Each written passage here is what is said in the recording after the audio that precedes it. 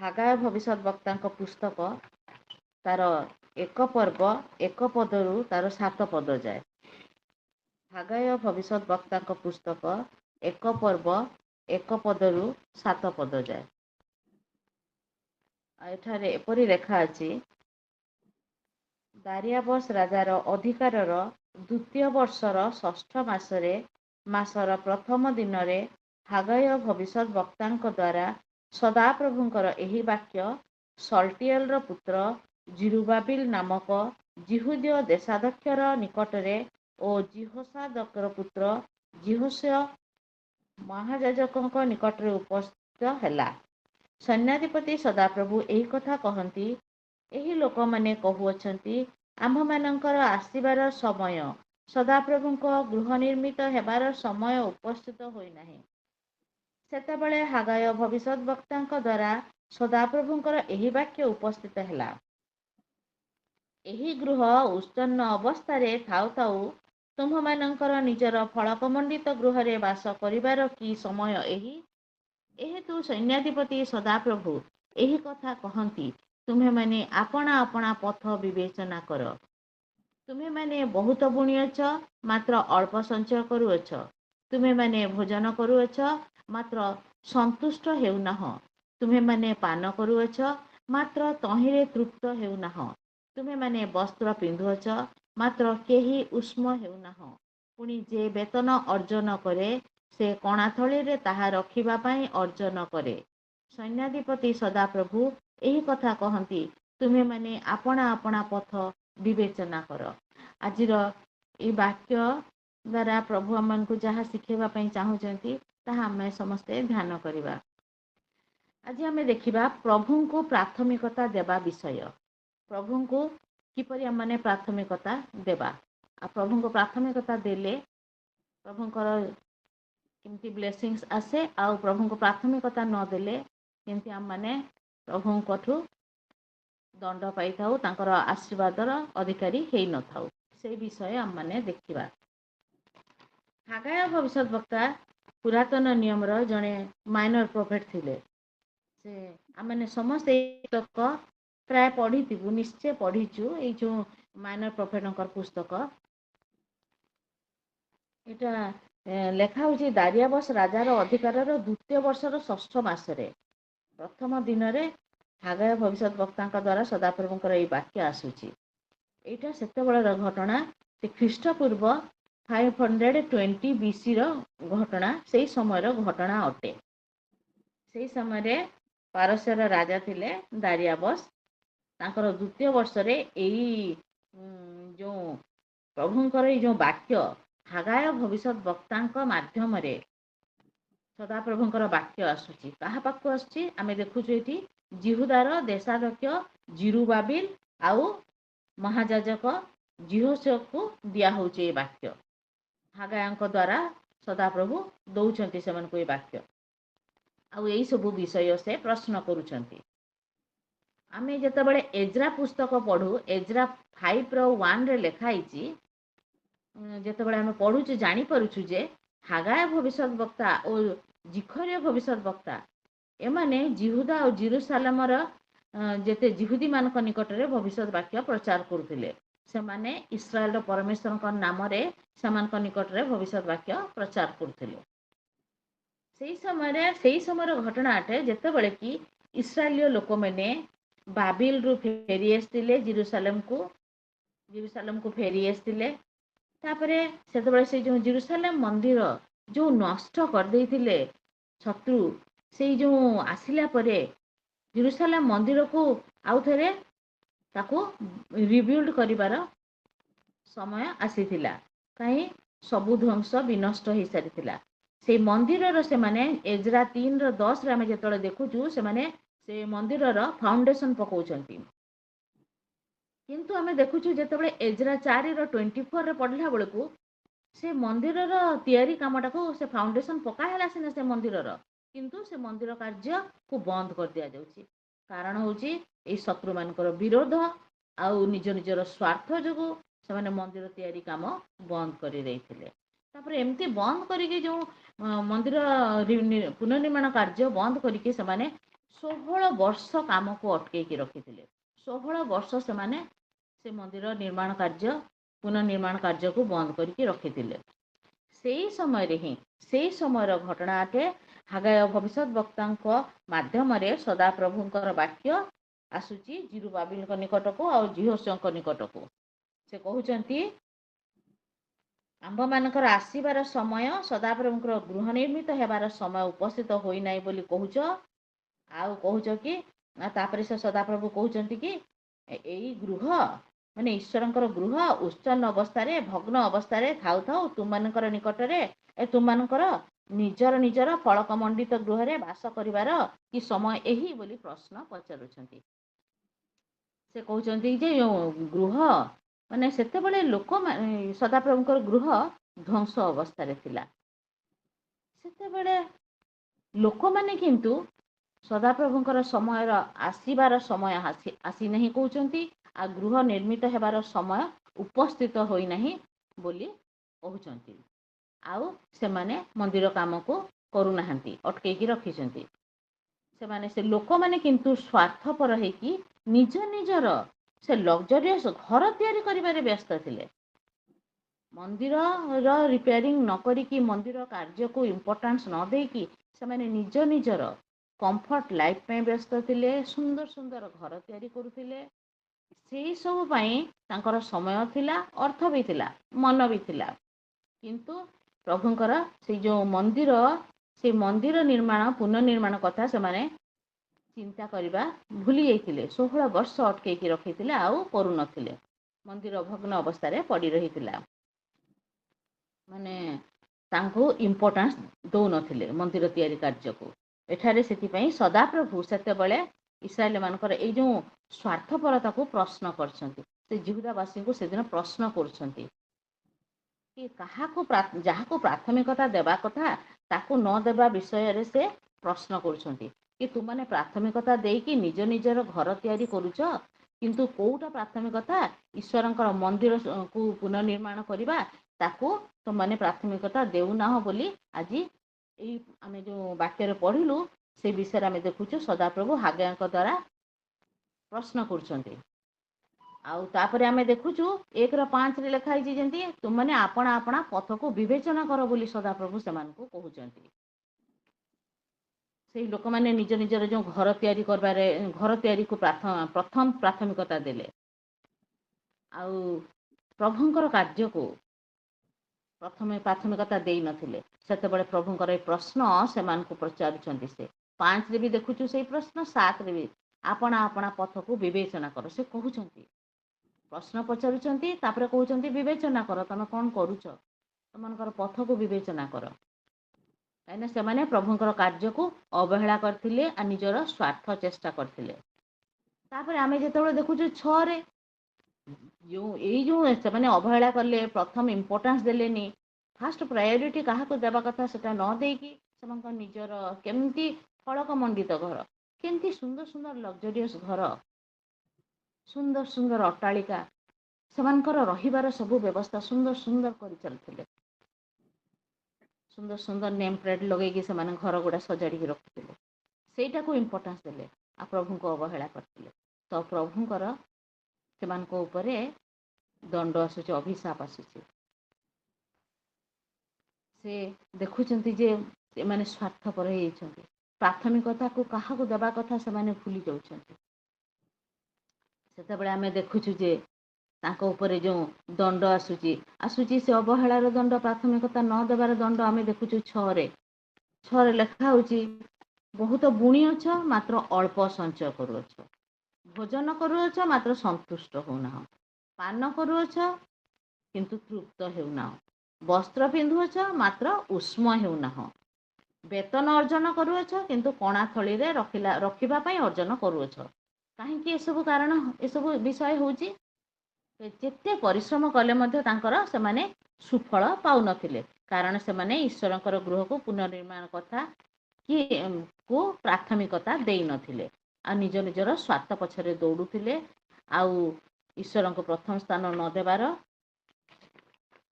ଯୋଗୁଁ ଏଇସବୁ आशीर्वाद अभिशाप पाइथिले आउ आशीर्वाद प्रभुଙ୍କ ଠାରୁ ଘୁଞ୍ଚି ଯାଇଥିଲା। କାହିଁକି ନା ଆମେ ନିଜେ ଦେଖିପାରୁଛୁ 1-9 ପଦର ଲାଷ୍ଟ ପଦରେ ଲେଖା ହଉଛି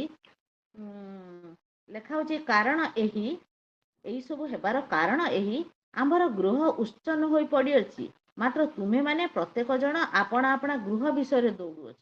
ସେ କହୁଛନ୍ତି ଘର ଉଚ୍ଛନ୍ନ ହେଇକି ପଡ଼ିଛି, କିନ୍ତୁ ନିଜ ନିଜର ଗୃହ ବିଷୟରେ ଦୌଡ଼ୁଅଛ।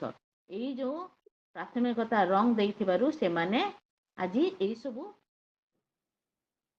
କଷ୍ଟ ପାଉଛନ୍ତି, ଦଣ୍ଡ ପାଉଛନ୍ତି, ଅଭିଶାପ ପାଉଛନ୍ତି। ଆଶୀର୍ବାଦ ସେମାନଙ୍କର ପରିଶ୍ରମରେ ମିଳୁନାହିଁ ଆମେ ଏଠି ଦେଖୁଛୁ।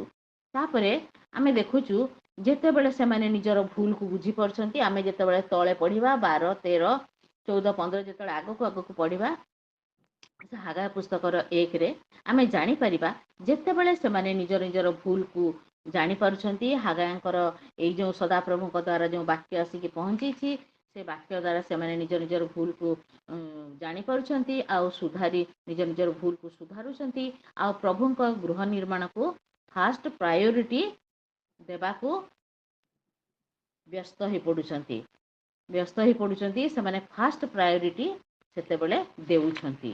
ଆଉ ସମସ୍ତେ ଆମେ ଯେତେବେଳେ 12ର ପଢ଼ିବା ଲେଖୁଛେ ସେମାନେ ସଦାପ୍ରଭୁଙ୍କ ଛାମୁରେ ଭୀତ ହୋଇ ଆସୁଛନ୍ତି।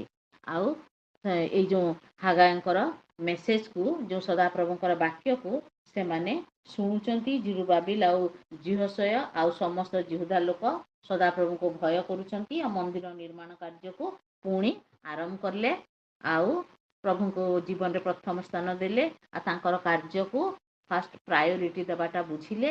ଆଉ ତାପରେ ପ୍ରଭୁଙ୍କର ଆଶୀର୍ବାଦ କେମିତି ଅଟକିଯାଏ, ପ୍ରାଥମିକତା ନଦେଲେ ପ୍ରଭୁଙ୍କର କାର୍ଯ୍ୟକୁ, ତାହା ସବୁ ବିଷୟ ବୁଝିପାରିଲେ।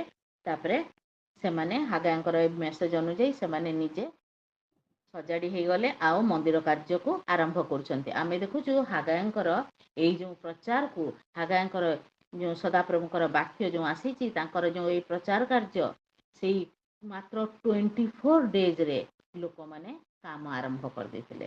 କାହିଁକିନା ଦାରିଆବସ୍ ରାଜାର ଅଧିକାର 2ୟ ବର୍ଷର 6ଠ ମାସର ପ୍ରଥମ ଦିନରେ ବାକ୍ୟ ଆସିଲା ସଦାପ୍ରଭୁଙ୍କ ପାଖକୁ।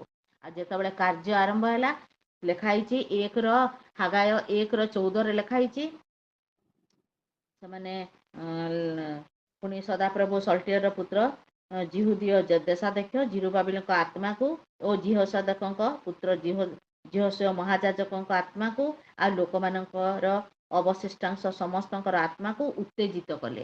ତହିଁରେ ସେମାନେ ଦାରିଆବସ୍ ରାଜାର ଅଧିକାରର 2ୟ ବର୍ଷର 6ଠ ମାସର 24 ଦିନରେ ଆସି ସୈନ୍ୟାଧିପତି ସଦାପ୍ରଭୁ ଆପଣମାନଙ୍କ ପରମେଶ୍ୱରଙ୍କ ଗୃହରେ କାର୍ଯ୍ୟ କଲେ। ଆମେ ଦେଖୁଛୁ ମାତ୍ର ହାଗାୟଙ୍କର ପ୍ରଚାର ଶୁଣି 24 ଦିନ ଭିତରେ ଯେତିକି ବାକ୍ୟ ସେ ଶୁଣିଲେ, ସଦାପ୍ରଭୁଙ୍କର ବାକ୍ୟ, ଜିହୁଦାବାସୀ ଲୋକମାନେ ତାଙ୍କର କାମ ଆରମ୍ଭ କରିଦେଉଛନ୍ତି, ନିଜର ଭୁଲକୁ ବୁଝିପାରୁଛନ୍ତି ଆଉ ଈଶ୍ୱରଙ୍କୁ ପ୍ରଥମ ସ୍ଥାନ ଦେଉଛନ୍ତି, ମନ୍ଦିର ତିଆରି କାମରେ ବାହାରି ପଡ଼ିଛନ୍ତି।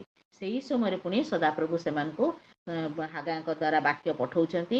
ଯେତେବେଳେ 1:13 ପଢ଼ୁଛୁ, ସଦାପ୍ରଭୁ କହନ୍ତି, ହାଗାୟଙ୍କ ଦ୍ୱାରା ଜଣାଉଛନ୍ତି, ଆମ୍ଭେ ତୁମମାନଙ୍କର ସଙ୍ଗେ ସଙ୍ଗେ ଅଛୁ। ପ୍ରଭୁ କେତେ ଖୁସି ହେଇଯାଉଛନ୍ତି, କହୁଛନ୍ତି ମୁଁ ତୁମମାନଙ୍କ ସହିତ ଅଛି। ପ୍ରଭୁ କେତେ ଖୁସି ହେଇଯାଉଛନ୍ତି। ସେଇ ଦିନର ଏଇ ବାକ୍ୟ ଆମେ ଯେଉଁ ପଢ଼ିଲୁ ଆଜି ହାଗାୟ 1:7, ଏଇ ଯେଉଁ ହାଗାୟ ଟପିକଟା ହିଁ ଆମେ ଯେଉଁ ଆଜି ଦେଖିଲୁ, ଏଇ ଯେଉଁ ବିଷୟ ସେଦିନ ଈଶ୍ୱର ସଦାପ୍ରଭୁଙ୍କର ବାକ୍ୟ ଜିରୁବାବିଲ ଆଉ ଯିହୋଶୟ ଆଉ ଜିହୁଦାବାସୀ ପାଖକୁ ଆସିଥିଲା। କିନ୍ତୁ ଆଜି ଏ ମେସେଜ ଆମମାନଙ୍କୁ ଆଜି ପ୍ରଭୁ କହୁଛନ୍ତି, ଏଇ ମେସେଜ ଆଜି ଆମମାନଙ୍କ ପାଖକୁ ଆସିଛି। ଏଇ ଲେଟରଟା ଆଜି ଆମମାନଙ୍କ ପାଖକୁ ଆସିଛି। ଆଜି ଆମମାନଙ୍କୁ କହୁଛନ୍ତି କି ଆମେମାନେ ପ୍ରଭୁଙ୍କର କାର୍ଯ୍ୟକୁ ପ୍ରାଥମିକତା ଦେଉଛୁ ନା ଜାଗତିକ ବିଷୟକୁ ପ୍ରାଥମିକତା ଦେଉଛୁ। ଆଜି ଆମକୁ ପ୍ରଭୁ ପ୍ରଶ୍ନ କରୁଛନ୍ତି, ଆମେ କାହାକୁ ପ୍ରାୟୋରିଟି ଦେଉଛୁ? ନିଜେ ନିଜକୁ ବିବେଚନା କରିବା, ପରୀକ୍ଷା କରିବା ଆବଶ୍ୟକ ଅଛି ଆଜି ଆମମାନଙ୍କର। ଆଜି କ'ଣ ଆମେ ଜାଗତିକ ବିଷୟକୁ ଈଶ୍ୱରଙ୍କ ବିଷୟ ଠାରୁ ଅଧିକ ଗୁରୁତ୍ୱ ଦେଉଛୁ କି? ତାହା ଆମେ ନିଜେ ନିଜକୁ ପରୀକ୍ଷା କରିବା, ଆମେ ବିବେଚନା କରିବା ଆବଶ୍ୟକ ଅଟେ। କାହିଁକିନା ଯେତେବେଳେ ଏଇସବୁ ବିଷୟ ଆମେ ଜାଣିପାରିବା, ଆମେମାନେ ପ୍ରଭୁଙ୍କର ଯେତେବେଳେ ଈଶ୍ୱରଙ୍କର ଏ ବିଷୟକୁ ଆମେ ଇମ୍ପୋର୍ଟାନ୍ସ ଦେବା, ତ ପ୍ରଭୁଙ୍କର ବ୍ଲେସିଂସ୍ ଆମ ଜୀବନକୁ ଆସିବ। ଆଉ ତାହା ଏଇ ଆମେ ତାହା ଯେତେବେଳେ ପ୍ରଭୁ ଯୀଶୁଙ୍କର ବାକ୍ୟ ଆମେ ସମସ୍ତେ ଶୁଣି ସାରିଛୁ, ଈଶ୍ୱରଙ୍କର ଆଗମନର ଦିନ ସନ୍ନିକଟ ବୋଲି ଆମେ ସମସ୍ତେ ଜାଣିସାରିଛୁ। ସମସ୍ତେ ଆମେ କେମିତି ଈଶ୍ୱରଙ୍କର ନିକଟବର୍ତ୍ତୀ ହେଇପାରିବୁ, ଆମମାନଙ୍କର କେମିତି ଆତ୍ମିକ ଗ୍ରୋଥ୍ ହେଇପାରିବ, ଆମେ କେମିତି ପ୍ରଭୁଙ୍କ ପାଖକୁ ଦିନେ ଆମମାନଙ୍କର ଡେଷ୍ଟିନେସନ୍ ଯେଉଁ ଅଛି, ଆମେ ଯେମିତି ଆମ ନିଜ ନିଜର ଡେଷ୍ଟିନେସନ୍କୁ ପହଞ୍ଚିବୁ ବୋଲି ଆମେ ଯେଉଁ ସଦା ସର୍ବଦା ଜାଗ୍ରତ ରହୁଛୁ। ଆଜି ଆମେ ଏଠି ବସିବାର କାରଣ ବି ତାହା। ଆମମାନେ ନିଜ ନିଜର ଆତ୍ମିକ ଉନ୍ନତି ଚାହୁଁଛୁ, ଆମମାନେ ନିଜେ ନିଜେ ପ୍ରସ୍ତୁତ ହେଉଛୁ ନିଜ ନିଜ ଜୀବନକୁ। ଆଉ ବାକ୍ୟ ମାଧ୍ୟମରେ, ଗୀତ ମାଧ୍ୟମରେ ପ୍ରଭୁଙ୍କୁ ଗୌରବ ଦେଉଛୁ। ଆଉ ପ୍ରଭୁଙ୍କଠୁ ଆମେ ଆଶୀର୍ବାଦ ଚାହୁଁଛୁ, ଆଉ ପ୍ରଭୁଙ୍କର ଆଶୀର୍ବାଦ ଆମମାନେ ପାଉଛୁ।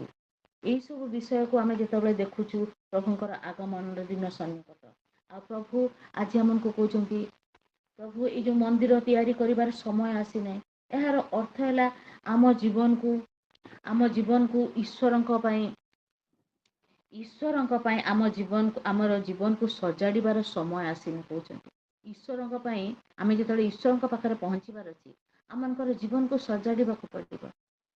ଆମର ଜୀବନକୁ ସଜେଇଲେ ଯାଇକି ଆମମାନେ ସେ ଯେମିତି ଚାହାନ୍ତି ସେଇ ହିସାବରେ ଆମ ହୃଦୟ, ଆମର ମନ ସେମିତି ସଜାଡ଼ି ହେବାକୁ ଦରକାର। ହେଲେ ଯାଇକି ପ୍ରଭୁ ରହିବେ।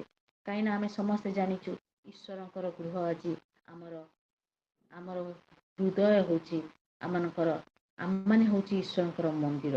ଯେତେବେଳେ ଆମେ ପ୍ରଥମ କରନ୍ଥୀୟ ତାର 3:16 ପଢ଼ୁଛୁ, ପ୍ରଥମ କରନ୍ଥୀୟ 3:16 ଲେଖା ଅଛି, ମୁଁ ପଢ଼ୁଛି। ପ୍ରଥମ କରନ୍ଥୀୟ 3:16 ଲେଖା ହେଉଛି, ପାଉଲ ଜଣାଉଛନ୍ତି, ତୁମେମାନେ କି ଜାଣ ନାହିଁ ଯେ, ପବିତ୍ର ଆତ୍ମାଙ୍କ ଦ୍ୱାରା ପାଉଲ ଜଣାଉଛନ୍ତି ଆମମାନଙ୍କୁ କେତେ ସୁନ୍ଦର ବାକ୍ୟ, ତୁମମାନେ କି ଜାଣ ନାହିଁ ଯେ ତୁମମାନେ ଈଶ୍ୱରଙ୍କ ମନ୍ଦିର, ଆଉ ଈଶ୍ୱରଙ୍କ ଆତ୍ମା ତୁମମାନଙ୍କ ଅନ୍ତରରେ ବାସ କରନ୍ତି।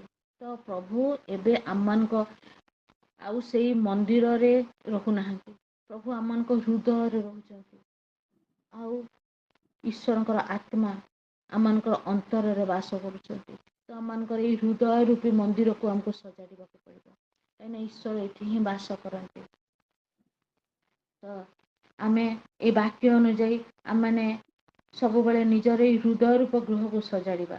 ପ୍ରଭୁ ରହିବାର ଗୃହକୁ ପ୍ରଥମ ସଜାଡ଼ିବା, ତାପରେ ଜାଗତିକ ବିଷୟକୁ ଧ୍ୟାନ ଦେବା। ଯଦି ଆମେ ପ୍ରଭୁଙ୍କର ଗୃହକୁ ସଜାଡ଼ିବା ପାଇଁ ପ୍ରଥମ ଇମ୍ପୋର୍ଟାନ୍ସ ଦେବାନି, ଆଉ ଜାଗତିକ ବିଷୟକୁ ସଜାଡ଼ିବା ପାଇଁ ଆଗ ଇମ୍ପୋର୍ଟାନ୍ସ ଦେବା, ତାହେଲେ ଆମମାନଙ୍କର ମଧ୍ୟ ଜୀବନ ଯିହୁଦୀମାନଙ୍କ ଭଳିଆ ହେଇଯିବ। ତ ଆମମାନେ ସଦାସର୍ବଦା ଆମର ମୂଳ ଉଦ୍ଦେଶ୍ୟ ରହିବ ଆମମାନଙ୍କ ହୃଦୟକୁ ଆମେ କେମିତି ସଜାଡ଼ିବା। କାହିଁକିନା ଈଶ୍ୱର ଆମମାନଙ୍କ ହୃଦୟରେ ବାସ କରନ୍ତି। ସେଥିପାଇଁ ଇଏ ହେଉଛି ଆମମାନଙ୍କର ଯେଉଁ ଆଧୁନିକ ମନ୍ଦିର। କାହିଁକିନା ପ୍ରଭୁ ଏଠି ରହନ୍ତି ହୃଦୟରେ। ଆମେ ଆମର ଦେଖିବା, ଆଜି ଆମକୁ ଏଇ ବିଶ୍ୱାସୀମାନଙ୍କୁ ଏଇ ପ୍ରଶ୍ନ ଆସିଛି, ଆମମାନଙ୍କର ଜୀବନରେ ଈଶ୍ୱରଙ୍କର ସ୍ଥାନ କେଉଁଠି? ଯଦି ଆମେ ନିଜ ନିଜର ଚାକିରି ପଛରେ, ଆମମାନଙ୍କର ପରିବାର ପଛରେ, ଆଉ ଏଇ ଯେଉଁ ଲକ୍ଜରିୟସ୍ ଆମମାନଙ୍କର ଏଇ ଜାଗତିକ ଏଇ ଯେଉଁ ଲକ୍ଜରିୟସ୍ ଲାଇଫ୍, ଏ କମ୍ଫର୍ଟ ଲାଇଫ୍କୁ ଯଦି ଇମ୍ପୋର୍ଟାନ୍ସ ଦେଉଛୁ, ଈଶ୍ୱରଙ୍କର ସେବାକୁ, ଈଶ୍ୱରଙ୍କ ରାଜ୍ୟ ବୃଦ୍ଧିକୁ, ପ୍ରଭୁଙ୍କର କାର୍ଯ୍ୟକୁ ପ୍ରଥମ ଯଦି ଆମେ ଇମ୍ପୋର୍ଟାନ୍ସ ଦେଉନ, ତାହେଲେ ଆମମାନଙ୍କର ମଧ୍ୟ ବେତନ କଣାମୁଣିରେ ପଡ଼ିବା ସହିତ ସମାନ ହେଇଯିବ। ଆମମାନଙ୍କର ସବୁ ପରିଶ୍ରମ ବୃଥା ହେଇଯିବ। ଆମମାନଙ୍କର ଫୋକସ୍ ରହିବା କଥା ପ୍ରଭୁଙ୍କର ଯେଉଁ ମିଶନ୍, ଆତ୍ମା ଯେଉଁମାନେ ବିନଷ୍ଟ ହେଇଯାଉଛନ୍ତି ସେମାନେ କେମିତି ରକ୍ଷା ପାଇବେ। ଆମକୁ ମଧ୍ୟ ସେଇ ଯେଉଁ ଦାୟିତ୍ୱ ଦେଇଛନ୍ତି ଈଶ୍ୱରଙ୍କ ରାଜ୍ୟ ବୃଦ୍ଧି ପାଇଁ, ଆଉ ଅନେକ ଯେମିତି ଆତ୍ମା କେହି ବିନଷ୍ଟ ନ ହୁଅନ୍ତୁ, ସେଇ ବିଷୟ ଯେଉଁ ଆମକୁ କହିଛନ୍ତି, ତାଙ୍କର ଯେଉଁ କାର୍ଯ୍ୟକୁ ଆମ ନିଜକୁ ଜୀବନକୁ ସଜାଡ଼ିବା, ଆଉ ତାଙ୍କର କାର୍ଯ୍ୟକୁ ଆମେ ଆଗେଇ ନେବା, ତାଙ୍କର କାର୍ଯ୍ୟକୁ ବି ଅବହେଳା କରିବା ନାହିଁ। ହେଲେ ଯାଇକି ପ୍ରଭୁ ଆମମାନଙ୍କୁ ଆଶୀର୍ବାଦ କରିବେ, ଆଉ ଆମେମାନେ ଯେଉଁ ପରିଶ୍ରମ କରିବା ତାର ଫଳ ପାଇବା। ଆମେ ଆମର ଯେଉଁ ବାହ୍ୟକ ସାଂସାରିକ ଜୀବନରେ ବ୍ୟସ୍ତ ରହିକି ନିଜର ସ୍ପିରିଚୁଆଲ ଲାଇଫକୁ ନେଗ୍ଲେକ୍ଟ କରିବା ନାହିଁ। ଆମର ଆତ୍ମିକ ଜୀବନକୁ ସୁଦୃଢ଼ କରିବା ପାଇଁ ପ୍ରଭୁଙ୍କର ସେବା କରିବା, ପ୍ରଭୁଙ୍କୁ ପ୍ରତ୍ୟେକ ଯେଉଁ କାର୍ଯ୍ୟ କରିବା, ଈଶ୍ୱରଙ୍କର ସେଥିରେ ସନ୍ତୋଷ ଅଛି କି ଈଶ୍ୱରଙ୍କର ଇଚ୍ଛା ଅଛି କି ନାହିଁ, ତାହା ସବୁ ବିବେଚନା କରିବା। ଆଉ ପ୍ରଭୁଙ୍କର ମହିମା ନିମନ୍ତେ ଆମେମାନେ କାର୍ଯ୍ୟ କରିବା। ଆଉ ଆଧ୍ୟାତ୍ମିକ କାର୍ଯ୍ୟରେ ଆମର ଆତ୍ମିକ ଜୀବନକୁ ଅବହେଳା କରିବାନି। ଆଉ ସବୁବେଳେ ଆମମାନଙ୍କର ଏ ସ୍ପିରିଚୁଆଲ ଗ୍ରୋଥ କେମିତି ହେବ ସେଇ ବିଷୟରେ ଆମମାନଙ୍କୁ ପ୍ରାଥମିକତା ଦେବାକୁ ପଡ଼ିବ। କାହିଁକିନା ଲୋକମାନେ ସେତେବେଳେ କହୁଥିଲେ ଯେ ମନ୍ଦିର ନିର୍ମାଣର ସମୟ ଆସିନାହିଁ। କିନ୍ତୁ ଆମମାନେ ମନେ ରଖିବା ଈଶ୍ୱରଙ୍କର କାର୍ଯ୍ୟ ପାଇଁ ସଦାସର୍ବଦା ଆମମାନେ ଉଦ୍ଯୋଗୀ ରହିବା ଉଚିତ ଅଟେ। କୌଣସି ଉପଯୁକ୍ତ ସମୟକୁ ଆମମାନେ ଅପେକ୍ଷା କରିବା ଉଚିତ ନୁହେଁ। ଆମେ ସଦାସର୍ବଦା ଈଶ୍ୱରଙ୍କର କାର୍ଯ୍ୟ ନିମନ୍ତେ ପ୍ରସ୍ତୁତ ଜୀବନ କାଟିବା। କାହିଁକିନା ଈଶ୍ୱରଙ୍କୁ ଛାଡ଼ି ନିଜର ସୁଖ ଯେତେବେଳେ ଆମେ ଖୋଜିବୁ ତାହା ସବୁ ଜୀବନରେ ଆମକୁ ସ୍ପିରିଚୁଆଲ ସାଟିସ୍ଫ୍ୟାକ୍ସନ୍ ଆମମାନଙ୍କୁ ଦେବ ନାହିଁ। ତ ତାହା ଆମେମାନେ କ'ଣ କରିବା? ଆମମାନେ ପ୍ରଭୁଙ୍କୁ ପ୍ରାଥମିକତା ଦେବା, ପ୍ରଭୁଙ୍କର କାର୍ଯ୍ୟକୁ ପ୍ରାଥମିକତା ଦେବା। କେମିତି ଦେଇପାରିବା? ଆମେ ଯେତେବେଳେ ପ୍ରଭୁ ଚାହାନ୍ତି, ମାଥ୍ୟୁ 6:33 ସେ କହୁଛନ୍ତି, ମାଥ୍ୟୁ 6 ତାର 33 ପ୍ରଭୁ କହୁଛନ୍ତି କି ତୁମ୍ଭେମାନେ ପ୍ରଥମରେ ତାହାଙ୍କ ପ୍ରଭୁଙ୍କ ଯୀଶୁଙ୍କ ରାଜ୍ୟ ଓ ଧାର୍ମିକତାକୁ ଅନ୍ୱେଷଣ କର, ଆଉ ଏହି ସମସ୍ତ ବିଷୟ ମଧ୍ୟ ତୁମମାନଙ୍କୁ ଦିଆଯିବ। ଆମମାନେ ଯେତେବେଳେ ପ୍ରଭୁଙ୍କ ରାଜ୍ୟ ଧାର୍ମିକତାକୁ ଅନ୍ୱେଷଣ କରିବା, ଈଶ୍ୱରଙ୍କର ରାଜ୍ୟ କେମିତି ବୃଦ୍ଧି ହେବ, ଆଉ ଆମେ ନିଜେ କେମିତି ସଜାଡ଼ି ହେବା, ଆଉ ଅନ୍ୟମାନଙ୍କୁ ମଧ୍ୟ ସତର୍କ କରିବା ତାଙ୍କର ଦ୍ୱିତୀୟ ଆଗମନର ଯେ ସନ୍ନିକଟ, ଏହିସବୁ ବିଷୟକୁ ଆମେ ଧ୍ୟାନ ଦେବା। ତାହେଲେ ଆମର ରେଷ୍ଟ ଯାହା କିଛି ବିଷୟ ଅଛି ସେସବୁ ବିଷୟ ସେ ବୁଝିବେ। ସେ କହୁଛନ୍ତି ଆଉ ଆମେ ପ୍ରାଥମିକତା ତାଙ୍କର ବିଷୟକୁ ଦେବା ପାଇଁ ସେ କହୁଛନ୍ତି। ଏଇ ପଦ ଗୁଡ଼ିକ ଆମମାନଙ୍କୁ ଆଜି ସତର୍କ କରୁଛି ଯେ ଆମେ ପର୍ସନାଲ ଲାଇଫ ଆଉ କମ୍ଫର୍ଟକୁ ବେଶୀ ଇମ୍ପୋର୍ଟାନ୍ସ ଦେଉଛୁ ନା ଈଶ୍ୱରଙ୍କ ରାଜ୍ୟ ଧାର୍ମିକତାକୁ କି ସ୍ୱର୍ଗ ରାଜ୍ୟ ବୃଦ୍ଧିକୁ ଫାଷ୍ଟ ଇମ୍ପୋର୍ଟାନ୍ସ ଦେଉଛୁ। ତ ଆମେ ଆତ୍ମିକ ବିଷୟକୁ ଇମ୍ପୋର୍ଟାନ୍ସ ଦେବା ଆଉ ନିଜର ସ୍ୱାର୍ଥପରତାକୁ ଛାଡ଼ିବା। ଆମମାନଙ୍କର ନିଜର ଯେଉଁ ସ୍ୱାର୍ଥପର ହେଇଯାଇକି ସେମାନେ ସେଦିନ ମନ୍ଦିର ତିଆରି କରୁନଥିଲେ, ନିଜର ଲାଇଫ ପାଇଁ ସେମାନେ ବ୍ୟସ୍ତ ହେଉଥିଲେ। ଆମେ କ'ଣ ଆଜି ଜାଗତିକ ଜୀବନ ପାଇଁ ଆମେ କ'ଣ ସ୍ୱାର୍ଥପର ହେଇ ଜାଗତିକ ବିଷୟକୁ ପ୍ରଥମ ଇମ୍ପୋର୍ଟାନ୍ସ ଦେଇକି ତା ପାଇଁ ଆମର ଜୀବନର ଯେଉଁ ସମୟ, ଯେଉଁ ଅର୍ଥ, ଯେଉଁ ଆମମାନଙ୍କର ନିଷ୍ପତ୍ତି ସବୁ କିଛି ଜାଗତିକ ହିସାବରେ କରୁଛୁ ନା ଈଶ୍ୱରଙ୍କୁ ପ୍ରଥମ ସ୍ଥାନ ଦେଲା ଭଳିଆ ଡିସିଜନ ନେଉଛୁ, ପ୍ରଭୁଙ୍କୁ ପ୍ରଥମ ସ୍ଥାନ ଦେଲା ଭଳିଆ ଆମର ଅର୍ଥକୁ ବ୍ୟବହାର କରୁଛୁ, ପ୍ରଭୁ କୋଉଥିରେ ସନ୍ତୋଷ ହୁଅନ୍ତି, ପ୍ରଭୁଙ୍କର ଇଚ୍ଛା କ'ଣ ତାହା ଆମେ ଜାଣିବା ପାଇଁ ଚେଷ୍ଟା କରୁଛୁ, ତାହା ଆମେ ଆଜି ବିବେଚନା କରିବା। ଆଉ ଦେଖିବା ଆମେ ସବୁବେଳେ ଯେଉଁ ଡିସିଜନ ନେଉଛୁ, ଯେଉଁ ସମୟକୁ ପ୍ରଭୁଙ୍କୁ ଦଉଛୁ, ଆଜି ଯେମିତି ପ୍ରଭୁଙ୍କୁ ଆମମାନେ ପ୍ରାଥମିକତା ଦେଉଛୁ ବୋଲି ଆଜି ରାତି 4ଟାରୁ ଫାଷ୍ଟ ଦିନର ପ୍ରଥମ ସମୟକୁ ବାଛି ନେଇଛନ୍ତି ଆପଣମାନେ। ଫାଷ୍ଟ ସମୟକୁ କି ପ୍ରଥମ ସମୟର ବି ପ୍ରାଥମିକତା ଦ୍ୱାରା ପ୍ରଭୁ ଗୌରବ ପାଆନ୍ତୁ। ଏଇଥିରୁ ଆମେ ଦେଖୁଛୁ ଯେ ସମୟକୁ ଆମେ କେମିତି ଇମ୍ପୋର୍ଟାନ୍ସ ଦଉଛୁ। ସେମିତି ଆମ ଜୀବନର ପ୍ରତିଟି ଡିସିଜନରେ ପ୍ରଭୁଙ୍କର ଇଚ୍ଛାକୁ ପ୍ରାଧାନ୍ୟ ଦେବା। ଅର୍ଥ ଯେଉଁ ଆମେମାନେ ଯାହା ଇନକମ୍ ଅଛି ସେଥିରେ ବି ପ୍ରଥମ ପ୍ରାଥମିକତା ତାଙ୍କୁ ଦେବା, ପ୍ରଭୁଙ୍କ ରାଜକାର୍ଯ୍ୟ ପାଇଁ ବ୍ୟବହାର କରିବା। ଆମମାନଙ୍କର ଜୀବନରେ ଯେଉଁ କାର୍ଯ୍ୟ କରୁଛୁ ସେଥିରେ କ'ଣ ଈଶ୍ୱର ଗୌରବ ପାଉଛନ୍ତି କି ତାକୁ ବି ଆମେ ପ୍ରାଥମିକତା ଦେବାକୁ ପଡ଼ିବ। ଏଇସବୁ ବିଷୟକୁ ଆମମାନେ ଧ୍ୟାନ ଦେବାକୁ ପଡ଼ିବ। ଆଉ ସବୁବେଳେ ନିଜର ପଥକୁ ଆମେ ବିବେଚନା କରିବା। କାହିଁକିନା ଆମକୁ ବିବେଚନା କରିବାର ସମୟ ପ୍ରଭୁ କହୁଛନ୍ତି ଏବେ ବି ସମୟ ଅଛି, ବିବେଚନା କର ଆଉ ସଜାଡ଼ି ହୁଅ। କାହିଁକିନା ଯେତେବେଳେ ବିଳାପ 3:40 ଲେଖା ହେଇଛି, ଆମେମାନେ ଆପଣା ପଥ ଅନୁସନ୍ଧାନ ପରୀକ୍ଷା କରୁ, ପୁଣି ସଦାପ୍ରଭୁଙ୍କ ପ୍ରତି ଫେରୁ। ପ୍ରଭୁ ଆଜି ବି ଆମମାନଙ୍କୁ ସମୟ ଦେଇଛନ୍ତି ଆଉ କହୁଛନ୍ତି କି ଆପଣା ପଥକୁ ଅନୁସନ୍ଧାନ କର ଆଉ ପରୀକ୍ଷା କର। ଯଦି ଭୁଲ ହେଇଯାଇଛି, କୋଉଠି ଦୁର୍ବଳତା ରହିଯାଇଛି, ପ୍ରାଥମିକତା ଆମେ ଯଦି ଆଜି ଜୀବନରେ ଦେଇନୁ ନିଜର ଇଚ୍ଛାକୁ ଜାଗତିକ ସୁଖକୁ ଆଜି ଫାଷ୍ଟ ପ୍ରାୟୋରିଟି ଦେଇଛୁ ଆଉ ପ୍ରଭୁଙ୍କୁ ଅବହେଳା କରିଛୁ, ତାହେଲେ ଆଜି ମଧ୍ୟ ଆମେ ସଦାପ୍ରଭୁଙ୍କ ନିକଟକୁ ଫେରି ଆସୁ ବୋଲି ପ୍ରଭୁ ଆମମାନଙ୍କୁ ଆଜି କହୁଛନ୍ତି। ଆଉ କହୁଛନ୍ତି ଏଠି ଆମେ ଦେଖୁଛୁ 5ରେ ବି ସେଇ କଥା, 7ରେ ବି ସେଇ କଥା। ଠିକ୍ ବିବେଚନା କର, ପଥ ବିଷୟ ବିବେଚନା କର କହୁଛନ୍ତି। ଆମେ ଦେଖୁଛୁ ନିୟମିତ ଭାବରେ ଆମର ଜୀବନଶୈଳୀ, ଆମର ଲାଇଫଷ୍ଟାଇଲ ଆମେ କ'ଣ କରୁଛୁ ସେଇଥିରେ ପ୍ରଭୁଙ୍କର ଗୌରବ ହେଉଛି ତ, ଫାଷ୍ଟ ପ୍ରାୟୋରିଟି ତାଙ୍କୁ ଦଉଛୁ ତ। ସବୁକୁ ଆମେ ଚେକ୍ କରିବା, ଡିସିଜନକୁ, ଏଇସବୁ ବିଷୟକୁ ସବୁବେଳେ ପ୍ରତିଦିନ ଆମେ ଅନେକ ବିଷୟରେ ଡିସିଜନ ନେଇଥାଉ। କୋଉଟାରେ ଈଶ୍ୱରଙ୍କର ସନ୍ତୋଷ ଅଛି, କୋଉଥିରେ ଆମେ ପ୍ରଭୁଙ୍କୁ ଇମ୍ପୋର୍ଟାନ୍ସ ଦେଉଛୁ ତାକୁ ଦେଖିବାକୁ ପଡ଼ିବ। ତାହେଲେ ପ୍ରଭୁଙ୍କ ଯେତେବେଳେ ବିବେଚନା କରିବା ଆମେ ଜାଣିପାରିବା ଆଉ ପ୍ରଭୁଙ୍କ ଠାରେ ଲାଗି ରହିବା ଆଉ ସ୍ୱାର୍ଥପରତାକୁ ଆମେ ତ୍ୟାଗ କରିବା। ସ୍ୱାର୍ଥପର ହେବାନି, କାହିଁକିନା ପ୍ରଭୁ ମୋଟରୁ ଭଲ ପାଆନ୍ତିନି ସ୍ୱାର୍ଥପର ମଣିଷକୁ।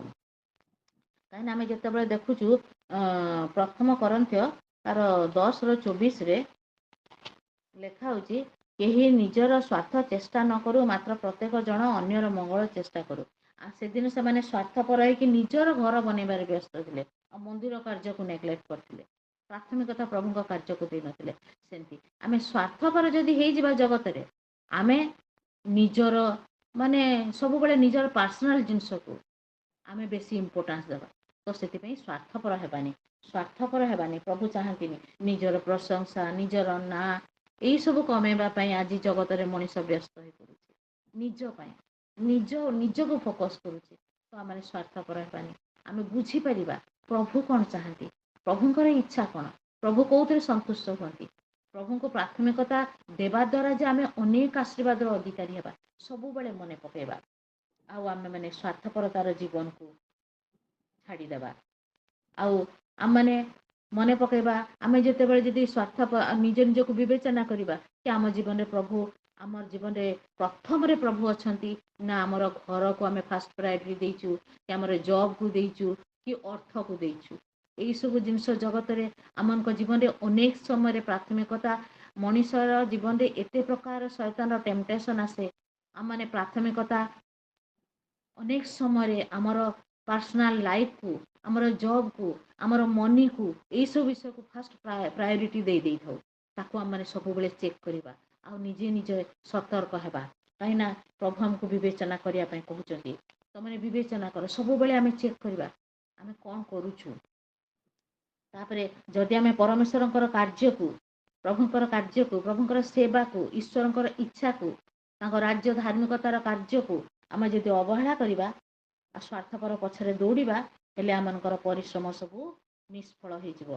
ଆଉ ଈଶ୍ୱରଙ୍କୁ ପ୍ରଥମ ସ୍ଥାନ ଯଦି ଆମେ ନ ଦେଉ, ତାହେଲେ ଆମମାନେ ପ୍ରଭୁ ଆମକୁ ଆଶୀର୍ବାଦ କରିବେ ନାହିଁ, ଆମ ଆବଶ୍ୟକତା ପୂରଣ କରିବେ ନାହିଁ। ଯଦି ତାଙ୍କୁ ପ୍ରଥମ ପ୍ରାଥମିକତା ଦେବା, ସେମାନଙ୍କୁ ସବୁ ପ୍ରକାର ବ୍ଲେସିଂସରେ ସେ ଆମକୁ ଭରିଦେବେ।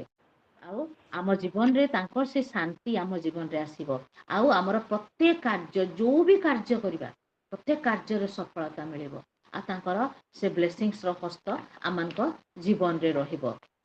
ସେଥିପାଇଁ ଯେତେବେଳେ ସେମାନେ କଠିନ ପରିଶ୍ରମ କରୁଥିଲେ, ଆମେ ଦେଖିଲୁ ସେମାନେ ବୁଣୁଥିଲେ କିନ୍ତୁ ପାଉନଥିଲେ, ସେମିତି ଅମଳ କରୁନଥିଲେ, ଖାଉଥିଲେ ତୃପ୍ତ ନଥିଲେ। ଏସବୁରୁ ଆମେ ଜାଣିପାରୁଛୁ ଏମାନେ ଏତେ କଠିନ ପରିଶ୍ରମ କଲେ ବି ଅଳ୍ପ ଫଳ ପାଉଥିଲେ।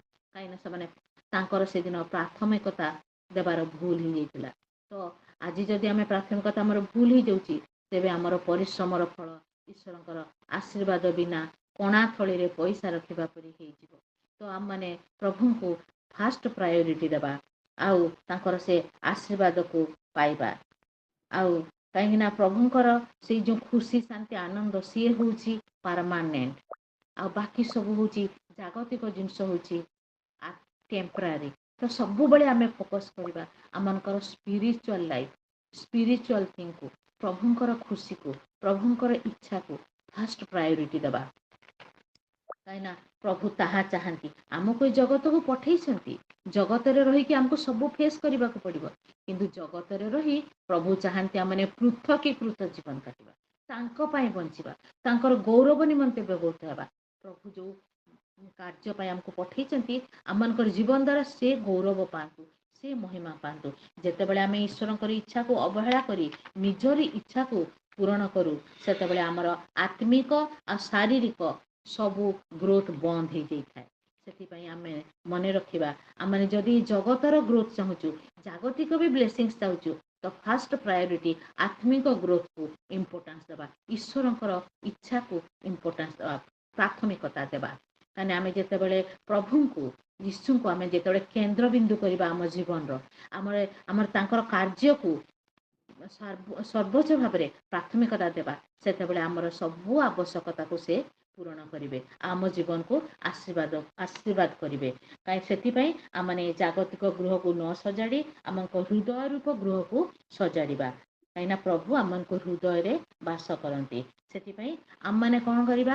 ସମ୍ପୂର୍ଣ୍ଣ ହୃଦୟରେ ଈଶ୍ୱରଙ୍କୁ ପ୍ରେମ କରିବା, ସମ୍ପୂର୍ଣ୍ଣ ହୃଦୟ ସହିତ ପ୍ରଭୁଙ୍କୁ ପ୍ରେମ କରିବା। କାହିଁକିନା ଆମେ ଯେତେବେଳେ ବାକ୍ୟରେ ଦେଖୁଛୁ ମାଥ୍ୟୁ 22:37 ଯୀଶୁ ତାଙ୍କୁ କହୁଛନ୍ତି, ତୁମେ ଆପଣର ସମସ୍ତ ଅନ୍ତଃକରଣ, ସମସ୍ତ ପ୍ରାଣ, ସମସ୍ତ ମନ ଦେଇ ପ୍ରଭୁ ଆପଣ ଈଶ୍ୱରଙ୍କୁ ପ୍ରେମ କର। ପ୍ରଭୁ ଚାହାନ୍ତି ତ ଆମେ ସବୁବେଳେ ସମ୍ପୂର୍ଣ୍ଣ ହୃଦୟ ସହିତ ଈଶ୍ୱରଙ୍କୁ ପ୍ରେମ କରିବା। ପ୍ରଭୁଙ୍କର କାର୍ଯ୍ୟ କୌଣସି ଦେଖାଣିଆ କରିବାନି, ଈଶ୍ୱରଙ୍କର ସେବାକୁ ହୃଦୟ ସହିତ କରିବା। ସେକେଣ୍ଡ ଆମେ ଦେଖିବା, ପ୍ରଥମେ ଈଶ୍ୱରଙ୍କ ରାଜ୍ୟ ଧାର୍ମିକତାକୁ ଖୋଜିବା, ଯେମିତି ମାଥ୍ୟୁ 6:33 ଅନୁଯାୟୀ। ଆଉ ତାପରେ ଈଶ୍ୱରଙ୍କ ପାଇଁ ସମୟକୁ ଅଲଗା କରିବା। ଯେମିତି ଆମେ ଦେଖୁଛୁ ଯେ ମାର୍କ 1:33 ଅନେକ ପଦ ଅଛି, ଯେମିତି ପ୍ରଭୁ ଯୀଶୁ ଆମମାନଙ୍କୁ ଶିଖେଇକି ଯାଇଛନ୍ତି।